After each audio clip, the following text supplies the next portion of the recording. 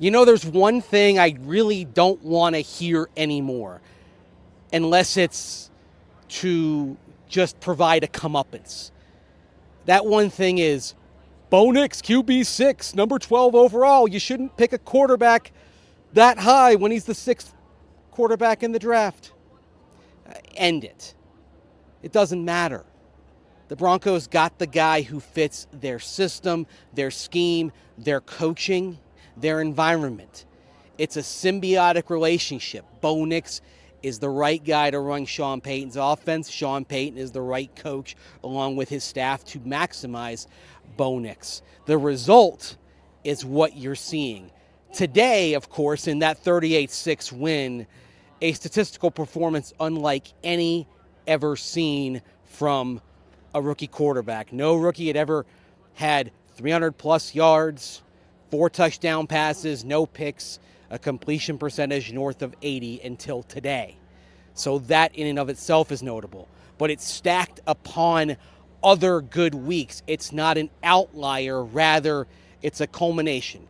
Yes, it came against a Falcons secondary that was banged up, but that's what you're supposed to do to a secondary that's banged up. You're supposed to go in and capitalize. Bo Nix today was the best player on the field. And when the best player on the field is your quarterback, you're going to have a chance to win an awful lot of games. And then the support from the defense, which came up big against the Falcons offense, that's built a lot of momentum this year. The Broncos squashed it. Only 2 field goals allowed, and now only 22 points allowed in the last 2 games after giving up 41 in Baltimore. That's what you call bounce back. That's what you call resilience. And that sort of comes to where this team is in terms of bouncing back from last week, the kind of defeat that could crush an emotionally fragile team. Well, these Broncos very much are not that. They are determined.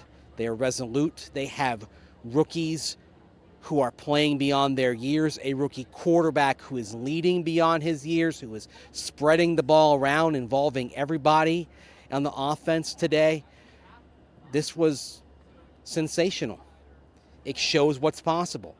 In the locker room, you have guys that admit, yeah, playoffs and the playoff race, that's on their mind. Like PJ Locke said, you've got to take things one day at a time, one practice at a time. But, yeah, they're thinking playoffs. Right now, they're 6-5. If the postseason began today, the Broncos would be in. But they have a long way to go. And this is the thing. And this is why I expect they may have a very rigorous week of practice this week coming up as they prepare to face the Raiders in Las Vegas.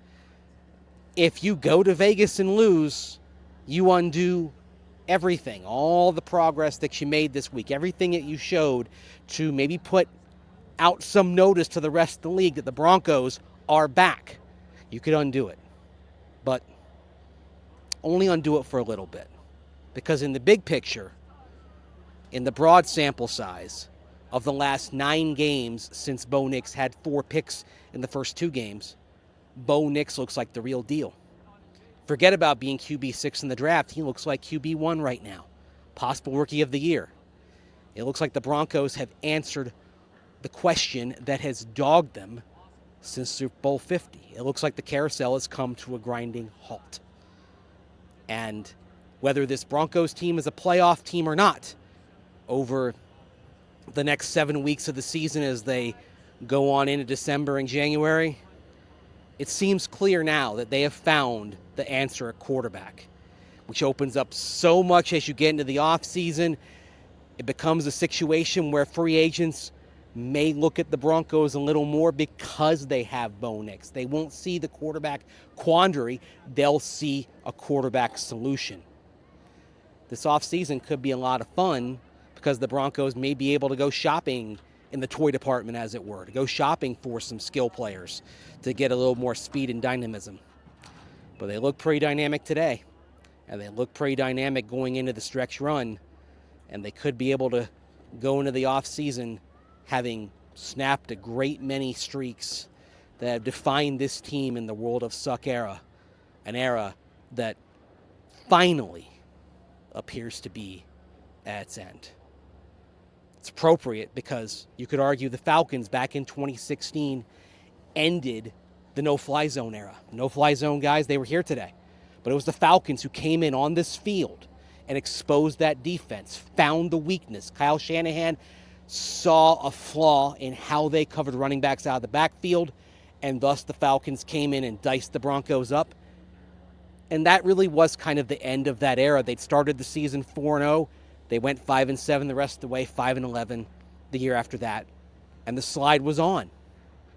Well, here we are 8 years later, 8 years and a month on from that game.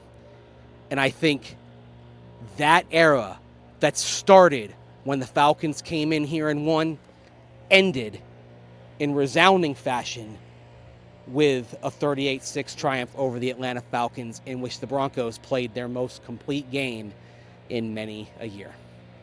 This, as always, is brought to you by our friends over at Matthews Fine Watches and Jewelry. They have time for you, and I'll talk to you next time. Take care.